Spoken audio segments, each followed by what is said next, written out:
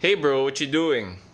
Oh hey bro, I'm just searching to buy some fancy coffee.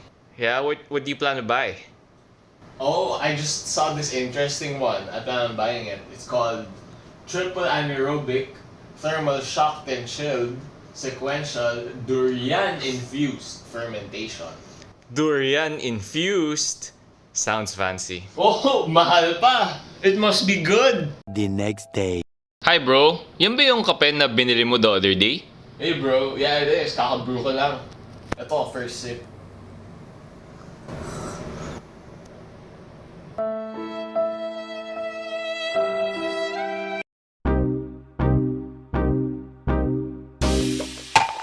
So what is anaerobic process coffee?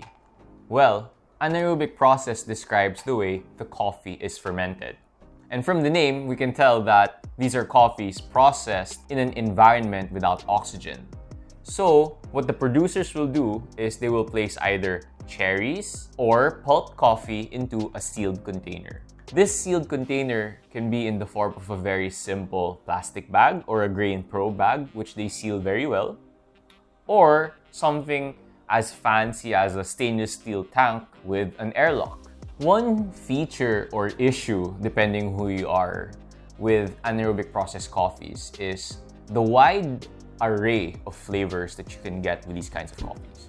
I mean, take 3 different anaerobic processed coffees from different farmers all over the world, and you will notice that all of them taste very different.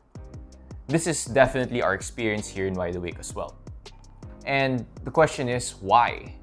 Why is that? Why is there such great flavor diversity in these coffees? Well, the short answer is because producers can play around with so many aspects of the processing when they decide to do an anaerobic processed coffee. So the point we just raised, where the coffee producer has the ability to really modulate different aspects of the fermentation process, is really important because a coffee's fermentation can really impact its cup quality. So the fermentation process can actually increase and affect the diversity of coffee flavors and aromas that will manifest in the cup. So this is why anaerobic processed coffees are so interesting and hot right now. It's this art of modulating and controlling the fermentation process. It's what makes this kind of coffee so interesting because the producer now has a lot of control and can really dictate how a coffee will taste like. So now let's take a look at the different variables that producers can play with during the fermentation process and see how all of this plays out in the farm. So producers can play or work with either whole cherries or pulp coffee.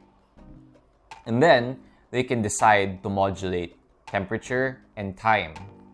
And they can choose to process the coffees as a washed coffee, a honey coffee, or a natural processed coffee. And do a combination of different processing techniques. So let's take a deeper dive. So let's take a look at how anaerobic processed coffees are done in the farm. So let's go over some examples.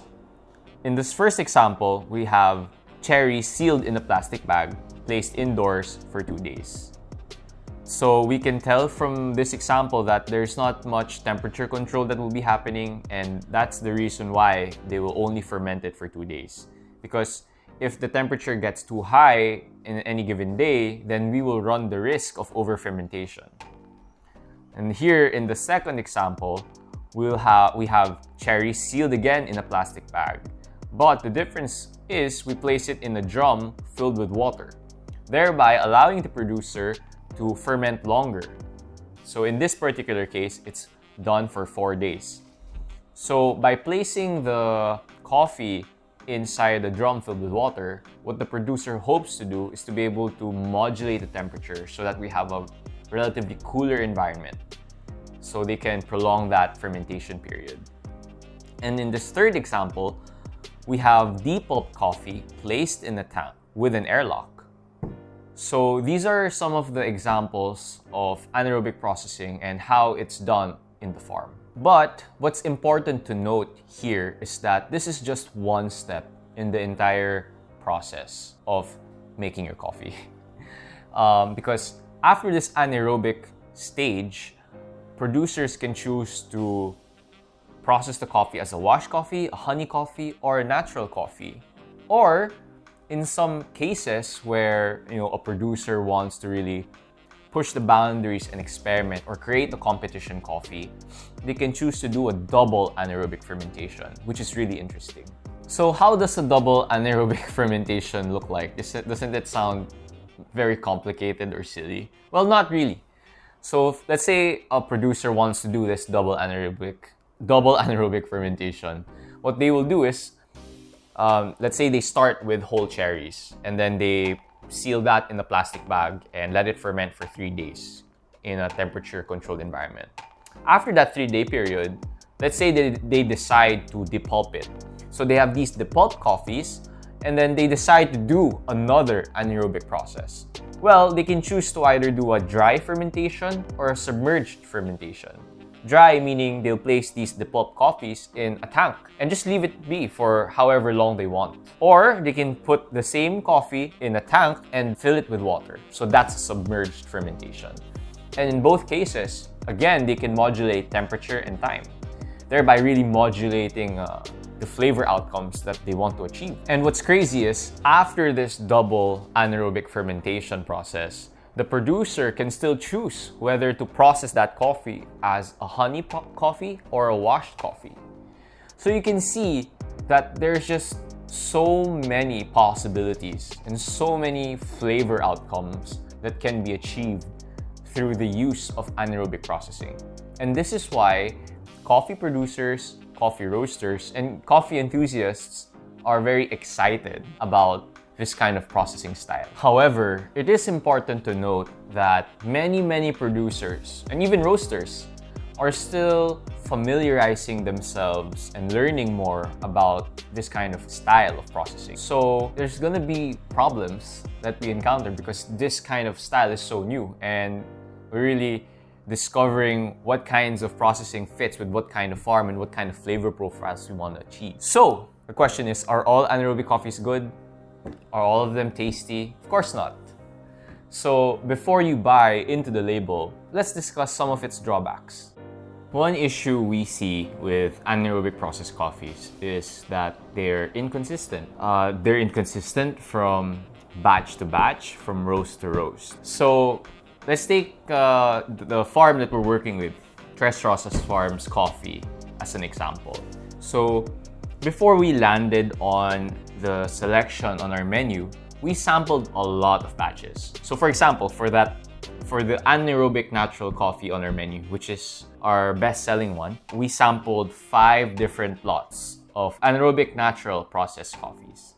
And the taste experience was all over the place, even if our partner farm said that they did the exact same thing across all coffees. And so, that was surprising to us because what we have here is 5 coffees processed the same way, but all of them taste different. Some tasted bland, some tasted too flavor intense and funky. So in order to have gotten to that line of coffee in our menu, we had to filter through so many coffees. So that's one issue. And this issue isn't really just seen in local farms or in our partner farms. It's present as well in higher end lots of coffee from even 90 plus. You see, 90 plus, the reason why they're so successful now is because they did so many test runs, so many experiments in order to come up with their award-winning, competition-winning coffees. The second problem is that the term anaerobic doesn't really mean much. Well, one issue is, in terms of science, when you say fermentation, that is by definition anaerobic. So from that point, from the technical perspective, it's kind of weird because of that technicality. However, another issue as well is that, as I've described to you earlier, there's so many kinds of anaerobic processed coffees. There's so many ways a producer can decide to process it. So because of how general the term is, it's also quite vague. However, the market places such high value and hype into the term anaerobic that the demand of anaerobic processed coffees are so high relative to the other flavors. And this is a problem because I feel like the market needs to be better informed so that they can understand what kinds of coffees they're buying so that they know what they enjoy. My third and last issue with anaerobic processed coffees is the approach behind it, right? There is a lack of scientific vigor when our partner farmers or farmers in general approach processing their coffees anaerobically. So I can say from personal experience, like with the producers we're working with, right? With Tres Rosas Farm, with Dicar Farm, we're working on a trial and error methodology. We're seeing how do we ferment this coffee, and then, oh, this is what it's gonna taste like, and then, okay, we have to look at the drawing board and be like, okay, maybe we can tweak this and tweak this for next harvest. And this is a huge problem because there's gonna be a lot of waste. We waste a lot of time, we waste resources, we waste the farmer's energy, we waste important capital because we fund the research and development stage of our partner farms because we commission these lots of coffees. The sooner we have a stronger scientific understanding, the better we can create and implement protocols on a per farm contextual basis. What I mean by this is, once we understand what's going on in each stage of the fermentation, then the farmer will have like a set of tools so that they understand which tool to apply for what flavor outcome they want, and then they can create beautiful, delicious coffees more consistently in response to what the market wants from them. And that's the goal, I think, for anaerobic processed coffees. And what's cool is one person who is paving the way for this to happen is Lucia Solis. If you're not familiar with her work and her podcast, I suggest you check out her website and listen to her podcast, especially if you want a deeper dive into fermentation and understanding its impact on coffee. So if we look past all the hype and excitement behind anaerobic processed coffees, in my opinion, these coffees or this style of processing is definitely here to stay.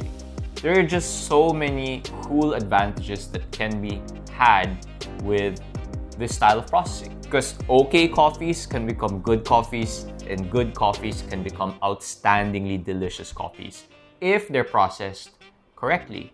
One great example of this is from a farmer named Inacio Suarez from Brazil. So, if I'm not mistaken, the roaster Manhattan Coffee Roasters sell his coffee.